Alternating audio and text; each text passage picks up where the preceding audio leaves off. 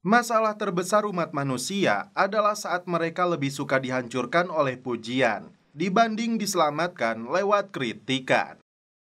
Kembali lagi bersama saya Stephen. Seperti biasa jangan lupa siapkan apa? Ya tentunya kopi dan nutbray untuk menemani kalian dalam menonton alur cerita film ini. Selamat menyaksikan dan celepot!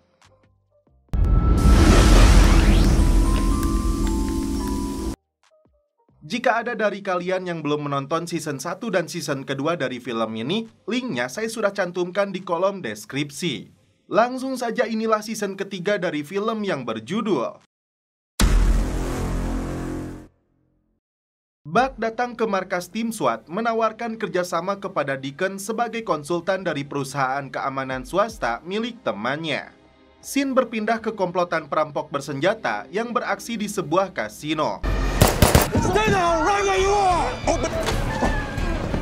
Oh, let's go! Load it up. Ketika teman-temannya sudah pergi, salah satu perampok terjebak di dalam ruangan kasir. Tim pasukan khusus yang mendapat laporan bergegas terjun ke TKP. Pelaku ternyata berada di balik kaca anti peluru. Hondo memberi kesempatan kepadanya untuk menyerahkan diri. Tim mengerahkan robot untuk mengantarkan paket ponsel. Karena pelaku keras kepala, ini yang terjadi. Let's go! Come on, slow! Jim dan Ned kembali ke bar, memaksa Nolan mengakhiri masalahnya dengan Ned karena Jim sudah menyelesaikan kekacauannya dengan menghabisi dua perampoknya. Tapi jika Nolan masih keras kepala, Jim mengancam akan membunuhnya. Di luar dugaan, Nolan memiliki rekaman saat Jim dan Ned memasukkan jasad korbannya ke dalam mobil. Jika tidak ingin rekaman ini bocor ke markas LAPD, Jim harus melakukan apa yang Nolan perintahkan. Setelah beberapa hari mangkir dari tugas tanpa keterangan yang jelas, Jim kembali ke markas meminta maaf kepada komandan. Tapi Bob langsung marah karena Jim tiba-tiba ingin minta cuti beberapa minggu ke depan. Saat itulah Jim menyerahkan rencananya untuk mengundurkan diri. Bob meminta tim SWAT fokus dengan kasus perampokan kasino ini, karena para pelaku ini sudah melakukan aksinya belasan kali. Ternyata bukan hanya uang, tapi mereka mencuri chip kasino. Ned mengungkapkan ketidaksetujuannya kepada Jim karena menerima pekerjaan yang diberikan Nolan, padahal itu sangat berbahaya.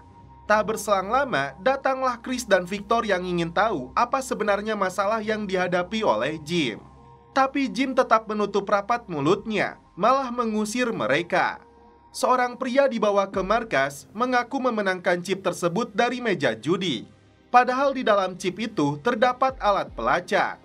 Tim menuduhnya sebagai anggota kawanan perampok. Vincent mengaku perampokannya baru dilakukan kemarin, tidak tahu apa-apa tentang perampokan lainnya. Berdasarkan informasi darinya, tim SWAT berhasil menangkap kawanannya. Tiba-tiba terjadi perampokan kembali di sebuah kasino. Ini artinya dua kru yang berbeda tapi dengan modus operasi yang sama persis. Tersangka yang baru bebas dari penjara ini diinterogasi untuk mendapatkan pengakuan bos dia yang menjadi otak sesungguhnya, karena tim menduga dua kru ini dikendalikan oleh orang yang sama. Jim ditugaskan oleh Nolan untuk mendapatkan informasi apakah ada rencana penggerebegan kepada bandar narkoba yang menyuplainya. Karena anak buah si Nolan bersikap kurang ajar, Jim memberinya pelajaran olahraga. Tim menemukan identitas seorang wanita bernama Rachel yang merayu para napi yang akan keluar penjara berdasarkan jejak emailnya. Dengan kecantikannya, wanita ini siap dinikahi mereka asalkan mau merampok kasino untuknya. Si botak terkejut karena wanita ini telah menipu dirinya. Ned memutuskan untuk bergabung lagi dengan bosnya karena dia ingin membantu Jim meski dia tidak setuju. Kawanan perampok itu kembali beraksi dengan modus yang berbeda. Tapi tim sudah memegang informasi sepak terjang mereka. Tiba di lokasi, tim lebih dulu melumpuhkan dua pelaku. Tampak si Rachel memperhatikan saat anak buahnya beraksi. Tim kembali melumpuhkan mereka setelah menggasak uangnya dari meja judi. Pelaku terakhir sedang menyandra seorang wanita. Hondo tidak peduli meski pelaku akan membunuh sandranya, karena dia adalah Rachel. Akhirnya, kawanan perampok ini berikut dalangnya berhasil diringkus. Jim mengantar si Nolan melakukan transaksi narkoboy dengan bandarnya, seakan tidak peduli lagi dengan tim SWAT. Namun ternyata ini operasi rahasia yang dilakukan Jim bersama Hondo dan Komandan Bob.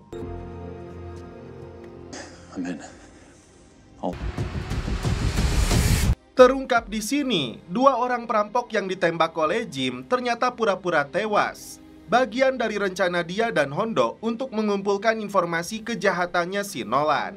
Malam itu, Nolan melakukan transaksi dengan geng Arya yang disaksikan oleh Jim. Jim menemui Hondo, Komandan Bob, dan Detektif Lynch yang mengetahui penyamarannya. Sebelum tim SWAT menyergap Nolan dan antek-anteknya, Jim ingin memastikan siapa saja yang terlibat dengannya. Akhirnya, Hondo memberitahu bahwa Jim sedang menjalankan aksi penyamaran di dalam organisasi penyelundupan narkoboy. Dia tidak memberitahu mereka untuk menghindari kebocoran. Dan saatnya mereka beraksi menyamar jadi komplotan perampok untuk merampas narkoboynya dari tangan geng Arya. All right, we're looking for the uncut stuff so we can test. Let's go.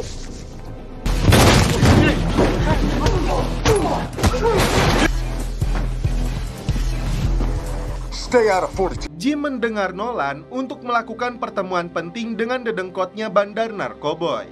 Meski komandannya tidak setuju karena sangat berbahaya, Jim akan tetap pergi untuk menuntaskan kasus ini.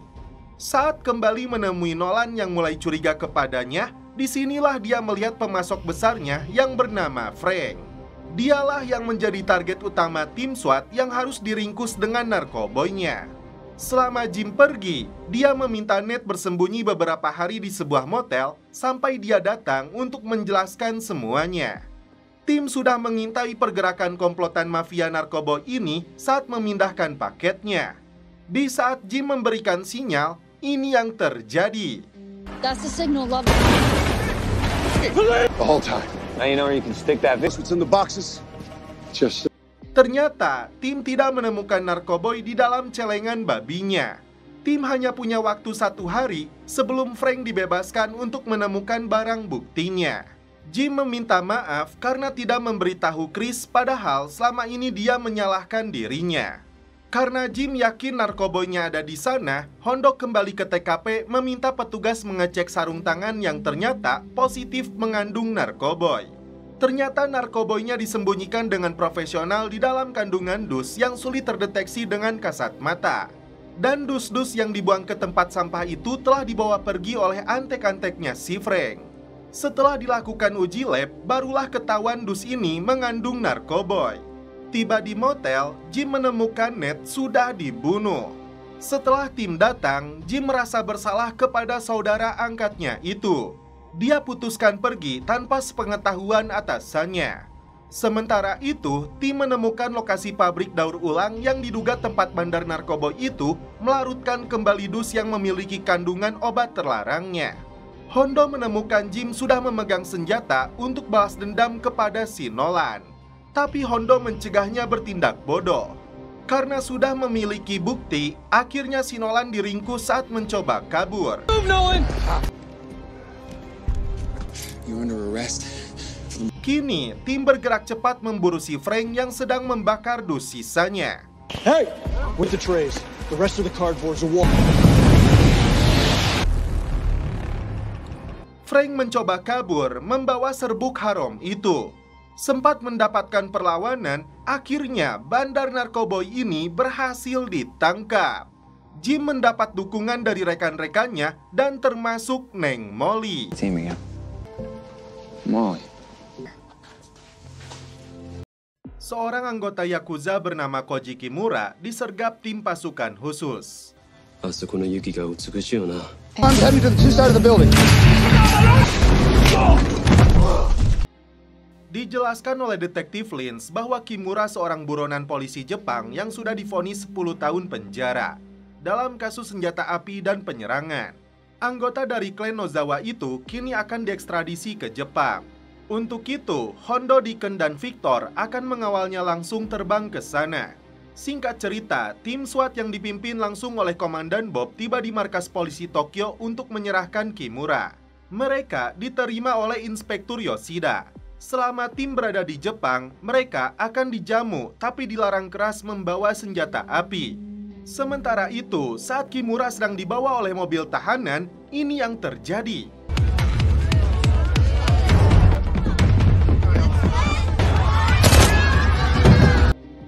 Karena kaburnya buronan mereka, tim kepolisian Jepang dibantu tim SWAT akan kembali memburunya. Membantu tim yang ada di Jepang, tim SWAT yang berada di LA pun tidak tinggal diam. Tim datang ke markasnya Nozawa untuk mencari Kimura. Tapi bos Yakuza ini tidak mau merespon, malah memperlihatkan persenjataan milik mereka. Tim SWAT bertanya, kenapa polisi Jepang membiarkan gangster seperti mereka memiliki senjata? Kalaupun ditangkap, Yoshida menyebut mereka akan dengan mudah dilepaskan kembali oleh pengacaranya.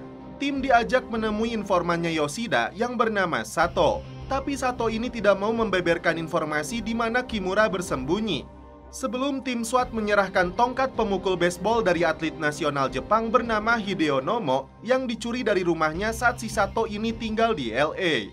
Kembali ke markas tim SWAT, mereka menemukan informasi seorang pegulat wanita Jepang bernama Rio yang diketahui dekat dengan Kimura dan diyakini mengetahui tempat persembunyiannya. Selain itu, tim ditugaskan mencari tongkat baseballnya. Setelah bertemu dengan para pegulat wanita ini, tim berusaha menangkap Rio. Namun, ini yang terjadi. We just gotta talk about your boyfriend. Rio mengaku Kimura sangat membenci Nozawa, karena itu dia ingin keluar dari geng Yakuza tersebut. Kimura kabur karena setelah masuk penjara, tentara Nozawa akan membunuhnya. Tapi Rio tidak mau mengatakan di mana Kimura bersembunyi. Sementara itu, tim yang berada di LA menemukan tongkat baseball yang diinginkan si Sato. Tim kepolisian Jepang mendeteksi keberadaan Kimura yang baru saja keluar dari kereta cepat. Tim SWAT dan polisi Jepang bergegas memburunya.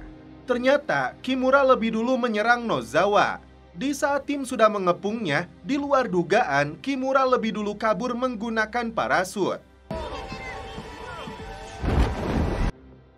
Setelah si Sato mendapatkan tongkat baseballnya, dia menyebut wanita pengelola yatim piatu bernama Mitsu mengetahui di mana Kimura bersembunyi, karena dialah yang membesarkannya. Tiba di lokasi, ternyata Nozawa dan anak buahnya sudah lebih dulu tiba. Saat Mitsu disekap, ini yang dilakukan Kimura.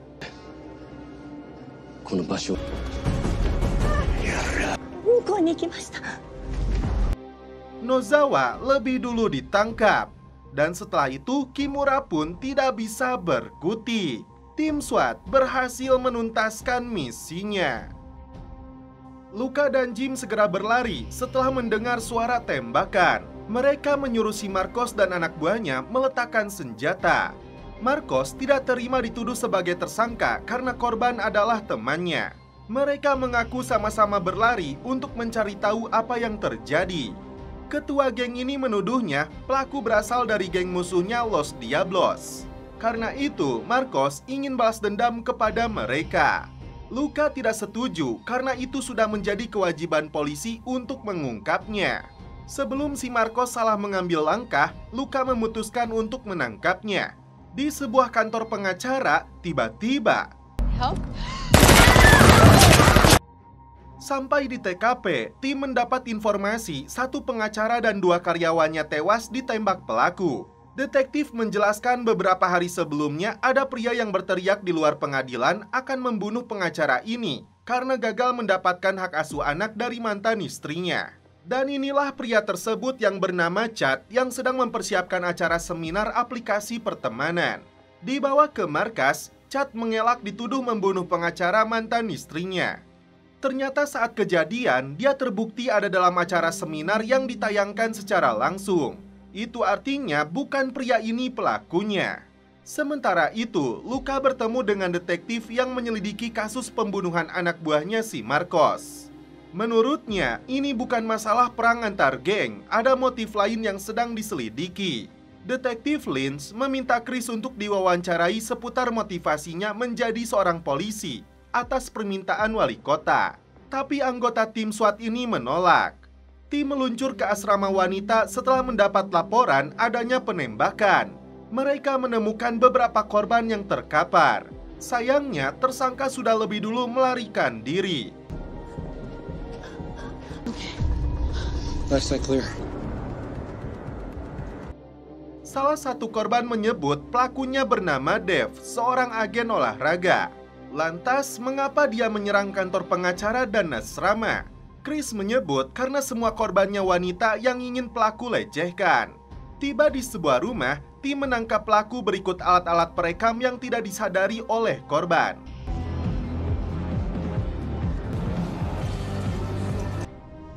LAPD. Hands in. Tapi pria ini bukanlah target utama tim yang menembak secara membabi buta. Pelaku sepertinya melihat postingan Burroughs dan Dev terkait dengan masalah pertemanan dengan wanita dan lika-likunya. Luka kembali ke Marcos karena pelaku bukanlah anggota geng musuhnya. Kemudian muncul nama perempuan bernama Stacy yang diidam-idamkan korban dan mungkin saja bisa menjadi petunjuk. Pengelola situs bernama Annabeth diminta mencari petunjuk terkait dengan kemungkinan pelaku yang muncul dalam obrolan. Sementara itu, Chris mengaku kepada Lynch awal mula ingin menjadi polisi karena di usia 14 tahun ternyata dia menjadi korban pemerkosaan. I was raped. Inilah yang tidak diketahui siapapun termasuk timnya sendiri. Karena itu, Chris menolak diwawancara. Tim menemukan dua pria yang dicurigai sebagai penembak itu. Lucas Manford dan Bang Saldonilah yang muncul di ruang obrolan berdasarkan pertanyaan mereka tentang rencana pelecehan kepada wanita. Lalu ada pria bernama Donnie Ward yang mengaku sudah melecehkan pacarnya. Dan tercatat pelaku memiliki KTP. Tim menyergap rumah pelaku dan ternyata menemukan pacarnya yang sudah lama menjadi jasad hingga mengeluarkan bau busuk. Oh my God. Tim kembali bergegas ke lokasi acaranya Dr. Rainey, aktivis perempuan yang ditargetkan menjadi korban kebejatan si Donnie Ward selanjutnya. Tim mengejarnya sampai ke dalam dapur. Petugas keamanan ikut menjadi korban. Dan akhirnya pelaku berhasil dilumpuhkan.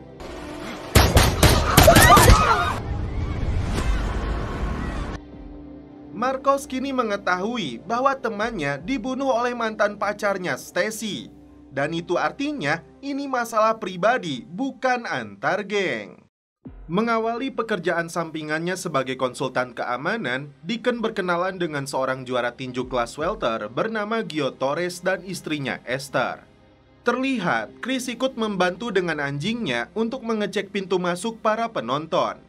Di kota ini, petinju asal Karibia ini akan berhadapan dengan petinju bernama Maxwell. Keluar dari hotel, ternyata Esther sedang diculik. Torres terkejut setelah mengetahui istrinya diculik orang tidak dikenal. Penculik itu mengirim pesan kepada Torres untuk mengalah dalam pertandingan atau Esther akan dibunuh. Tim SWAT bekerja keras untuk menyelidiki siapakah dalang penculikan ini. Karena kamera CCTV yang mengarah ke pelaku saat kejadian telah lebih dulu dirusak. Apakah ini terkait dengan mafia judi tinju ataukah fans fanatik lawan sparringnya Torres ikut terlibat? Hondo menyuruh Red mencari informasi tentang seseorang atau mafia yang mungkin memasang taruhan besar untuk pertandingan tinju nanti. Ternyata ada 3 kru lamanya Maxwell yang bernama Ruben, Andre, dan Eddie yang dicurigai sebagai penculiknya Esther. Singkat cerita, si Maxwell dan Torres melakukan sesi foto sebelum pertandingan. Keduanya hampir terlibat adu jotos karena Torres terpancing amarahnya. Deacon melihat pria mencurigakan mengambil gambar dengan ponselnya. Sementara itu, Deacon menyergap 3 pria yang masuk ke dalam sasana tinju. Tapi salah satunya orang Kuba bernama Gomez. Ternyata dia pelatih Torres yang ingin menemukan Esther adiknya. Sedangkan Deacon membuntuti pria tadi hingga masuk ke dalam sebuah gudang. Ternyata Deacon menemukan Esther. Dia segera memberitahu Hondo, tapi ternyata... What's going on? Someone there with you?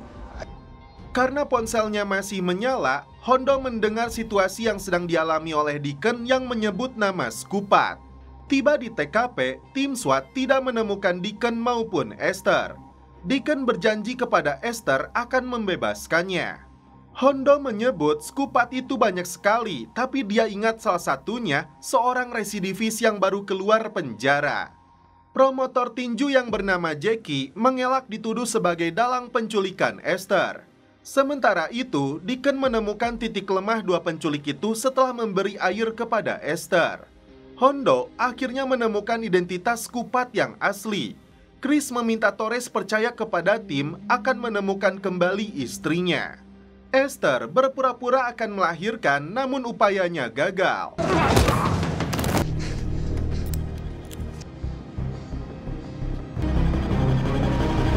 Disinilah Chris coba meretas ponsel pelaku, namun ternyata mereka pintar hingga sulit dideteksi lokasi GPS-nya.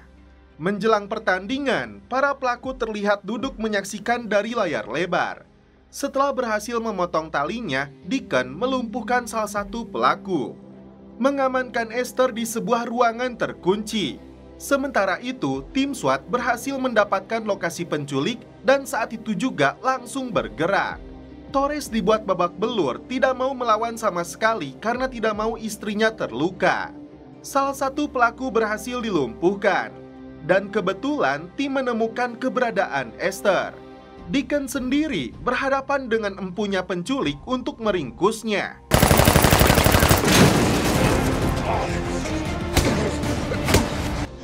Looks like she just went into labor.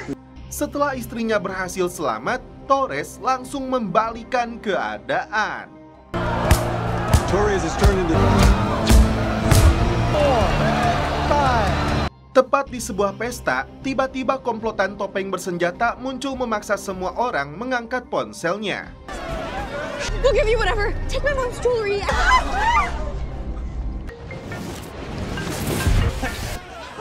No! Bang! Datang ke TKP, tim SWAT mendapat laporan penculikan terhadap korban bernama Zen yang masih berusia 16 tahun.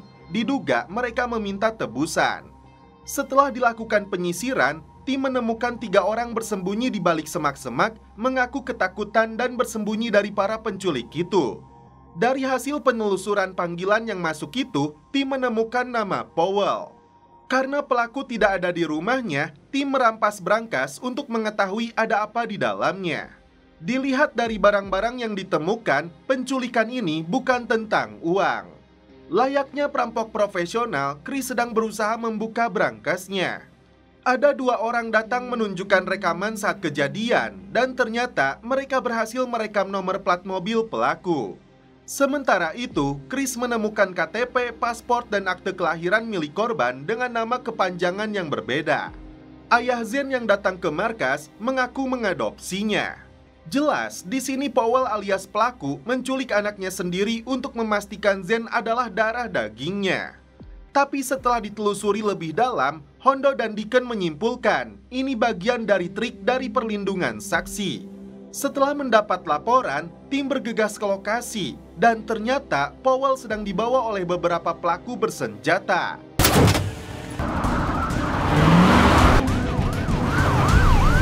Pengejaran pun dilakukan, namun tiba-tiba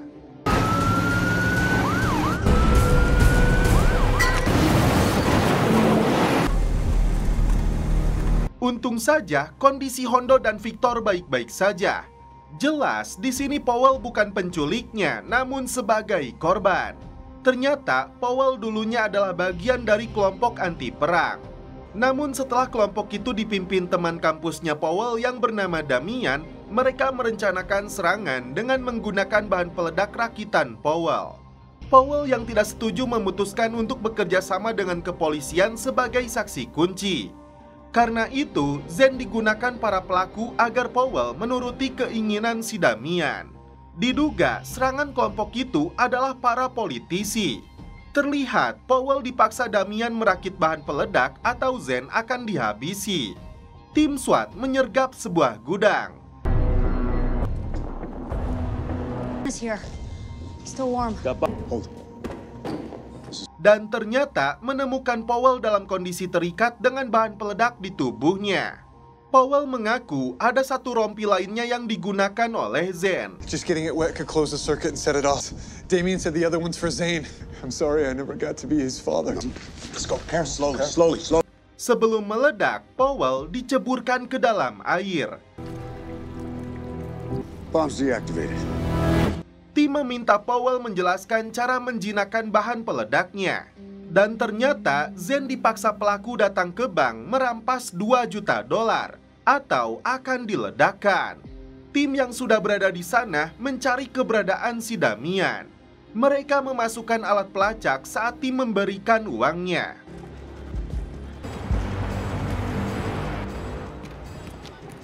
Di saat para pelaku merampas uang tersebut, tiba-tiba Come on! Go! Out of the way! Get up! Down!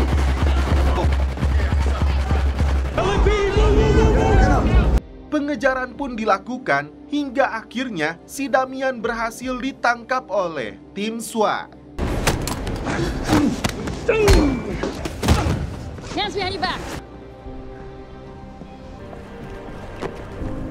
Be surprised how much you use in there. Buck datang ke markas tim SWAT bertemu dengan Deacon yang menjadi konsultan di perusahaan keamanan swasta binaannya. Doing okay? Okay, you're on the clock now, so you and I... Tapi tim SWAT mendapat misi untuk mengintai 4 pimpinan geng besar di LA yang akan berkumpul dalam satu lokasi. I got the side job covered. Salah satu pimpinan geng datang ke lokasi pertemuan dengan doinya. Dia bernama TJ Doily. No, man. Together they can make LA the crime capital of America. 2 hours. So agree they won't. Tim SWAT sudah menyebar di berbagai titik mengintai pertemuan itu. 4 bos geng ini membahas bisnis dan pembagian keuntungan serta rute baru pengiriman barang ilegalnya. Tepat di seberang gedung, tim gabungan menyadap pembicaraan mereka. She took the gang statewide. Sammy B still overdressed. Selain TJ dari geng Peti Mati, ada Manuela dari Los Soldados, lalu Cyrus pimpinan Wine Niners, dan terakhir Sammy B dari The Brotherhood. For a guy without backup in the room. Tiba-tiba seorang marshal datang untuk menjemput putrinya. Di luar dugaan, Not going back to Salt Lake like ever. Come on. You can't just kidnap him. What did he do? Oh my God. misi pengintaian ini bisa berantakan setelah tim mendengar ada panggilan 911 dari hotel. Tim SWAT pun dikirim untuk menembak pelaku penembakan. Jackson, get this officer out to an RA. You and Chris. We'll track him. Si Lenny menghubungi TJ untuk meminta bantuan. Sorry, Cyrus. Family emergency. Pertemuan antar bos gangster itu pun bubar. Making friends wherever you go. Is this the north side? Lenny, come on out! Tim SWAT berhasil mengamankan TJ dan Lenny. Come on out. Come to me. You're safe. Luka membantu mengobati US Marshal yang mengalami luka tembak. Your blessings, right? Yeah. Does it make her grown up? Los Soldados and the Brotherhood are on the move. Saudara Luka yang bernama Terry yang seorang reporter datang merekam, melewati garis polisi sampai Luka mengusirnya. Dude, how did you even sneak through here? One. Manuela memanfaatkan pegawai bernama Anna agar dia bisa lolos dari hotel yang sudah dikepung aparat. She's the Soldados escape route. Screen 17. Selama dibawa, Anna memanfaatkan spidol untuk meninggalkan jejak. Suami Anna yang juga bekerja di hotel ini membantu tim menemukan istrinya. See here? That's the Enier mark. She went straight. We turn here. Move. Setelah lampu dimatikan, anak buah Cyrus berhasil ditangkap. Hotel security feed. Tim terus bergerak menunggu di depan pintu hingga si Manuela muncul dan ini yang terjadi. Put the gun down! Works on women too. 20 David Code 4 hostage safe. Terry tidak sengaja melihat seorang polisi tertembak anggota geng. Dia langsung menghubungi Luka untuk meminta bantuan. Get out of this. Tim SWAT bergerak cepat, menangkap si Sammy B dan anak buahnya. That's a direct order, officer. Kini tersisa Cyrus yang harus diringkus. I have the right to remain silent. Ternyata asisten manajer hotel yang berkhianat membantu pelarian Cyrus. Masuk ke ruang seminar, Cyrus menyandra mereka semua, termasuk wali kota yang ada di dalam. Copy, stand by. See, I was just gonna hide. Tim SWAT mengepungnya karena bos geng ini mengancam akan membunuh wanita tersebut. Cyrus, don't do this. You're wrong. Cyrus! Wali kota bertanya nama komandan tim SWAT ini untuk mengingatnya. Luka pun berterima kasih kepada adiknya karena membantu memberikan informasi. Hondo dan dua rekannya datang ke rumah Buck karena mereka sulit menghubunginya. Rumahnya ditinggalkan kosong dengan ponsel yang digeletakkan begitu saja. Dari riwayat panggilannya muncul nama Owen Bennett yang dihubungi Buck beberapa kali. Deacon mengenalnya sebagai mitra bisnis mereka di perusahaan keamanan swasta. Yang mengejutkan, Buck menghubungi layanan darurat karena Buck berpotensi atau berniat untuk bunuh diri. Hondo meminta seluruh anggota tim SWAT untuk mencarinya. Deacon dan Chris akan menemui Owen, lalu Victor mencarinya ke tempat favoritnya Buck, sedangkan Hondo dan Jim akan menemui mantan istrinya Buck. Singkat cerita, Owen mengatakan Buck datang menemuinya untuk mengundurkan diri dari perusahaan beberapa jam yang lalu. Owen sendiri merasa aneh dengan sikap Buck, tidak jelas apa alasannya. Mantan istri Buck yang bernama Jenny mengaku tidak tahu di mana Buck, tapi dia melihatnya makin depresi setelah kasus penembakan terhadap Raymond. Karena ada panggilan tugas mendadak, tim bergerak ke TKP. Satu tersangka yang berniat merampok kini menyekap 10 korban setelah melepaskan tembakan yang mengakibatkan 1 orang terluka. Setelah melihat pelaku dari kamera mini dalam kondisi pincang, saat itulah tim beraksi. Bob dan Linz memperhatikan pengacara wanita bernama Alicia dari perusahaan Cordero yang datang memaksa ingin berbicara langsung dengan Hondo. Dan sepertinya ini masalah cukup serius. Tim bergerak ke lokasi ditemukannya mobil Buck. Kemudian mereka membuka gudang tempat penyimpanan barangnya, tapi tetap saja Buck tidak ada di sana. Hondo menemukan sisa minuman seharga $300 di dalamnya. Padahal Buck biasa minum tuak oplosan harga 15.000. Kembali ke markas, Hondo tidak menghiraukan Alicia, tapi langsung meminta bantuan komandan untuk melacak kartu pinjolnya Buck agar mereka bisa mendeteksi keberadaannya. Tim kembali beraksi memburu penembak kedua yang bernama Derby. Mereka tidak menemukan pelaku, tapi korban lainnya yang sangat memilukan dari keluarga yang dibantai oleh pelaku. Hondo terkejut setelah Alicia menyebut kliennya ingin memberikan sumbangan ke tim SWAT atau badan amal pilihannya Hondo yang bernilai $1 juta. Tapi karena Alicia tidak mau menyebutkan siapa kliennya dan apa alasannya, Hondo tidak mau menanggapinya. Hondo mendapat informasi Buck terlacak sedang berada di sebuah restoran. Dia buru-buru menelepon restoran tersebut untuk berbicara dengan Buck. Tapi Buck tidak mau menanggapi pertanyaan sahabatnya ini, apakah dia mau bunuh diri. Hondo tidak mengerti apalagi yang memicu Buck sampai mengalami depresi sebesar itu. Karena tim harus kembali beraksi mengejar pelaku pembantaian, Hondo menyerahkan Buck kepada Deacon untuk menemukannya. Setelah terjadi baku tembak dan kejar-kejaran dengan tersangka, akhirnya pembunuh berantai ini berhasil diringkus. Don't give me another reason to... Sementara itu, Deacon menemukan Buck sedang duduk di tepi waduk Cirata. Bukan untuk mancing, Deacon khawatir Buck berbuat nekat untuk bunuh diri. Tak berselang lama, datanglah Jim dan Hondo untuk membantu membujuk Buck. Dan akhirnya Buck membatalkan niat bodohnya. Ternyata orang yang ingin memberikan sumbangan itu adalah Otella, pejabat yang diselamatkan oleh Hondo. Hondo menyambut baik dan akan memberikan $500.000 untuk lembaga sosial anak-anak yang dikelola kekasihnya. dan $500.000 lagi untuk Divisi Pencegahan Bunuh Diri LAPD. Tentunya ini terkait dengan masalah seperti yang dihadapi oleh Buck dan polisi-polisi lainnya. Chris menghentikan sebuah mobil mewah yang kedapatan ugal-ugalan. Pria yang mengendarainya ternyata dalam pengaruh alkohol, tidak bisa menunjukkan SIM-nya dan malah berniat menyuapnya. Petugas patroli yang datang ke lokasi langsung menangkap pria ini. Di sebuah restoran pinggir jalan, Victor berencana melamar kekasihnya Bonnie dengan sebuah cincin yang sudah dia persiapkan. Namun tak diduga, ini yang terjadi. Satu pelaku berhasil ditangkap, sedangkan 2 pelaku lainnya melarikan diri. Singkat cerita, Hondo tiba di lokasi. Victor menceritakan 3 penembak itu menargetkan dirinya.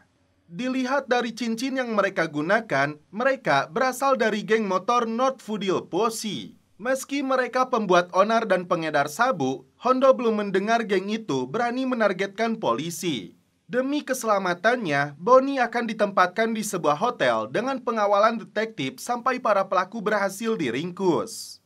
Sayangnya, Victor kehilangan cincin yang seharusnya dia berikan kepada Bonnie. Pelaku yang tertangkap oleh Victor teridentifikasi bernama Evander. Kasus yang terjadi tahun 2013 yang ditangani oleh Victor terkait dengan seorang mekanik dan jaksa yang membantu menyingkirkan bos narkoboy bernama Conner Pop yang divonis 50 tahun. Faktanya, salah satu penyerang itu tertangkap kamera CCTV sebagai Pop yang kabur dari penjara. Untuk melacak penjahat itu, tim akan memaksa pacarnya si Pop yang bernama Jacinda yang teridentifikasi datang ke penjara. Jim akan membantu Victor menemukan kembali cincinnya yang hilang di TKP. Victor ditemani Hondo datang ke bengkelnya si mekanik untuk mendapatkan informasi apa yang dia ketahui tentang Pop. Yang dia tahu, Pop meninggalkan aset yang sangat besar berupa benzil cyanida di salah satu laboratorium lamanya. Nilainya ditaksir mencapai $10 juta. Setelah dibujuk, McKenna akan menghubungi temannya agar tim SWAT mendapatkan alamat labnya. Sementara itu, Jacinda menyebut target selanjutnya dari Conner yang ternyata adalah detektif Lins. Ternyata Lins bagian dari Satgas Pemberantasan Narkoboy untuk membekuk si Pop. Tapi 2 tahun kemudian dia mundur karena ditugaskan ke divisi lain. Chris menemui polisi bernama Kowalski yang dia kira tidak menjebloskan pengemudi ugal-ugalan itu ke penjara. Ternyata ayah si pria yang bernama Logan itu datang ke Polres untuk menjemputnya. Bukan pria sembarangan, ternyata dia wakil wali kota LA. Meski ini bukan salahnya, Chris cukup kecewa. Tim kembali dikumpulkan setelah keberadaan Pop terendus berada di sebuah gudang. Selain ada lab narkoboy, terdapat gas propana yang mudah meledak jika tim salah melepaskan tembakan. Seluruh pekerja lab ini ditangkap, namun Pop sudah lebih dulu pergi 1 jam yang lalu. What happened to him? The division said For booking. Ternyata salah satunya mengenal dan hampir membunuh Victor. Dia tidak tahu kemana Pop pergi, tapi yang jelas target penjahat itu adalah wanita. Tiba di sebuah rumah, ternyata anak buah Pop sudah menunggunya.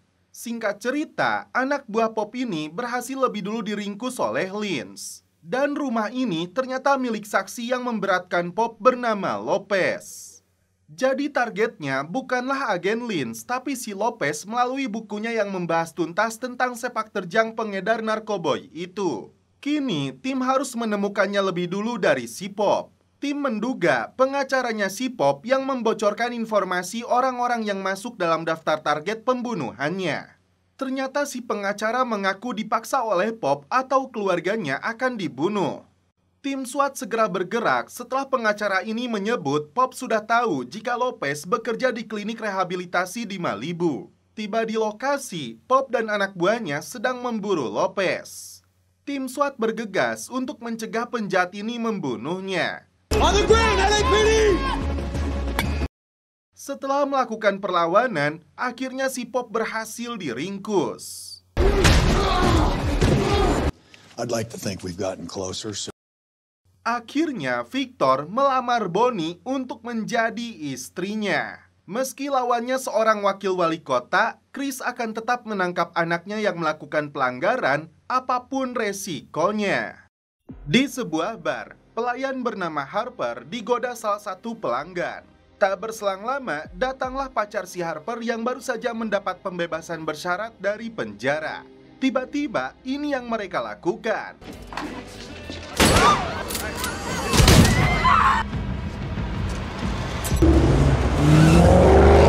Chris menemui wakil wali kota yang anaknya dia tangkap. Karena tidak terima, ternyata pejabat ini mulai menyerang keluarganya Chris. Pamannya dikenai denda hanya karena membangun garasi. Untuk pertama kalinya, si Daryl bertemu dengan anaknya yang dilahirkan dari pacarnya yang dia hamili. Belum terungkap apa motifnya, seorang pria bernama Bobby diburu oleh si Beau dan Harper.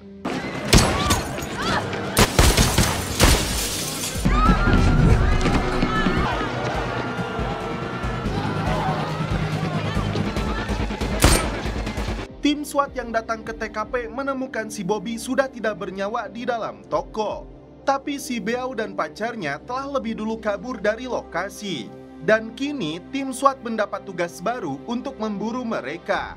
Ternyata si Beau ini seorang perampok bersenjata. Mereka merampok 4 buah bidak catur yang bernilai masing-masingnya $1 juta. Ternyata si Bobby anteknya si Beau yang sama-sama ikut merampok. Beau memburu si Bobby terkait masalah jatah dari bidak caturnya. Dan kini hanya ada satu anak buahnya si Beau yang belum terungkap identitasnya. Lynch mengajak Chris untuk menggabungkan kekuatan melawan si wakil wali kota. Tim menggerebek sebuah kamar hotel, namun tidak berhasil menemukan kedua tersangka.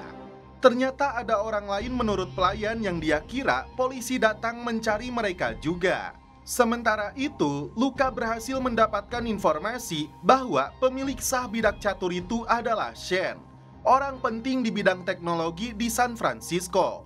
Selain Beau dan si Bobby, Hondo mendapatkan informasi bahwa pencuri ketiga itu bernama Richie.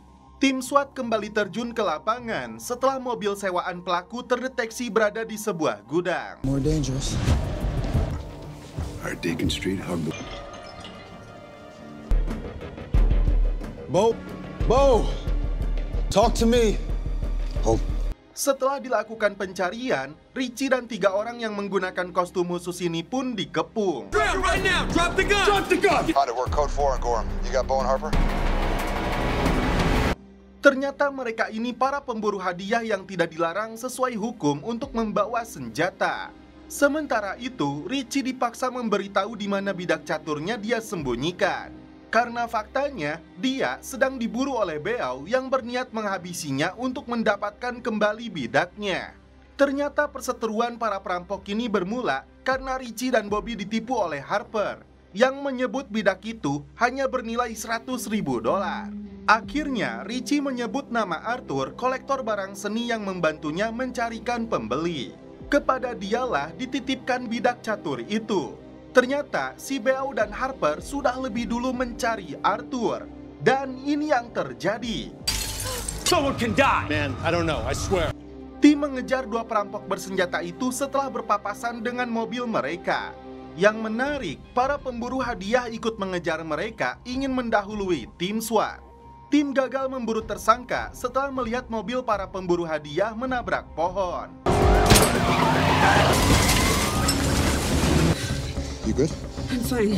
Akhirnya, tim berhasil mengamankan bidak caturnya dari tangan Arthur. This is what it... Deacon punya ide untuk memancing Beau keluar dari tempat persembunyiannya. Jadi, seolah-olah bidak catur ini berhasil diamankan oleh para pemburu hadiah, menawarkan kepada siapapun yang ingin mendapatkannya. Singkat cerita, di sebuah lokasi, Harper datang menemui pemburu hadiah. Saat itulah tim SWAT membekuknya. Think she's really burning. Eyes on suspect 2, parking lot northwest. SWAT. Sedangkan Beau menyandra si botak dan berencana untuk kembali kabur. Tapi ini yang terjadi.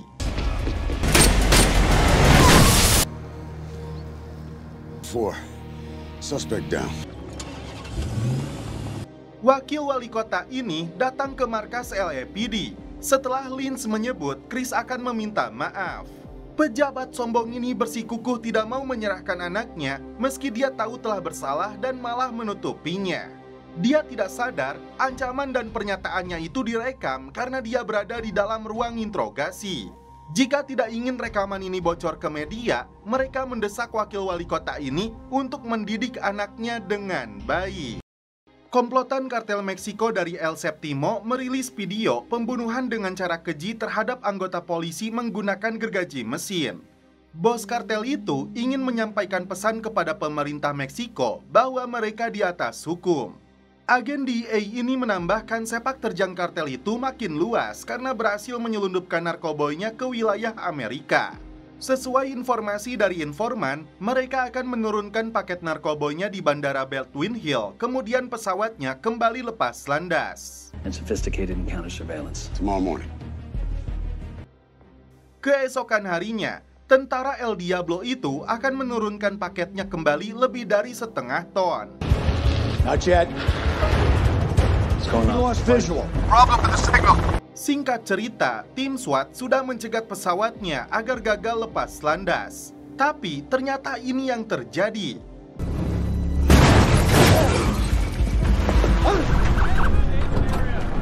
Tim kepolisian disebar setelah saksi mata menyebut ada 6 anggota kartel yang melarikan diri setelah keluar dari pesawat. What the hell happened to the mission? This is street. You partner with K9, sweeps from south to north. Tiba-tiba terdengar suara tembakan berjarak 2 blok dari tempat tim SWAT berada. Seorang anggota polisi tertembak. Tim SWAT segera membantunya. 20 David has eyes on active shooter. Korban segera dilarikan ke rumah sakit untuk mendapatkan pertolongan. Street, provide cover fire. Dengan bantuan anjing polisi, satu tersangka berhasil diamankan. Naas bagi korban yang akhirnya meninggal dunia sebelum tiba di rumah sakit. Rekannya tidak bisa menahan kesedihan setelah Deacon menyampaikan berita duka. Hondo fokus melihat tangan tersangka dengan tato kalajengking. Ternyata anggota kartel yang tertangkap ini pengawal pribadinya El Diablo. Never, not by El Diablo's side. Dan itu artinya El Diablo termasuk salah satu penumpang pesawatnya. Tak berselang lama, Bob mendapat laporan tim SWAT lainnya menangkap 2 anggota kartel itu. Lokasi pelarian bos kartel itu pun diketahui. It's like they know this area and have a plan. You think we could flip Bernie? Tim menyasar wilayah tersebut bertanya kepada warga sekitar. Luka membawa seorang bocah yang tinggal di dalam tenda tunawisma. Hey, buddy. Child seat for an approximate 3 to 4-year-old. LAPD, open up. Bertanya ke salah satu rumah, pemilik memberi kode ada seseorang di dalamnya. Hondo lalu memutar dari arah belakang. LAPD, police! Saat mengamankan salah satu tersangka, tiba-tiba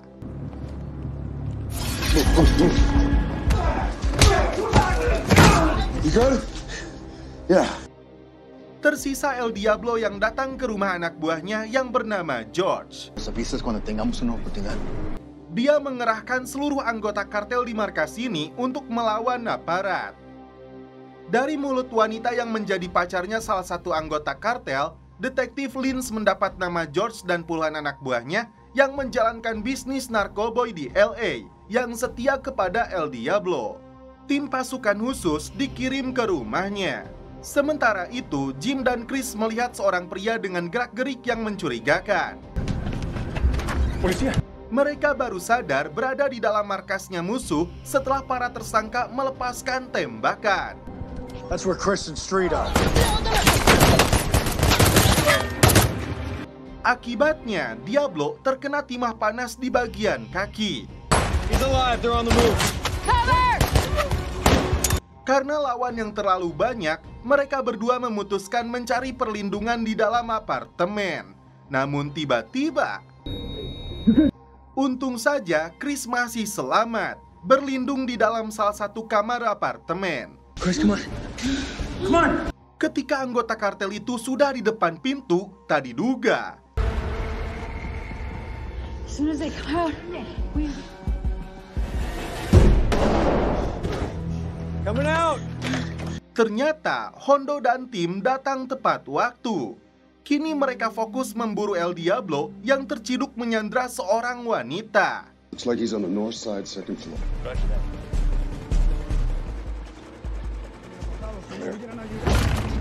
LAPD. Sebelum dia menembak, Luka lebih dulu menghabisinya. Suspect down. Hostage is safe. I just got a feeling this isn't. Dan setelah itu, film pun berakhir. Oke guys, terima kasih yang sudah menonton sampai episode terakhir dari season ketiga ini. Salam percelepotan duniawi, keep enjoy.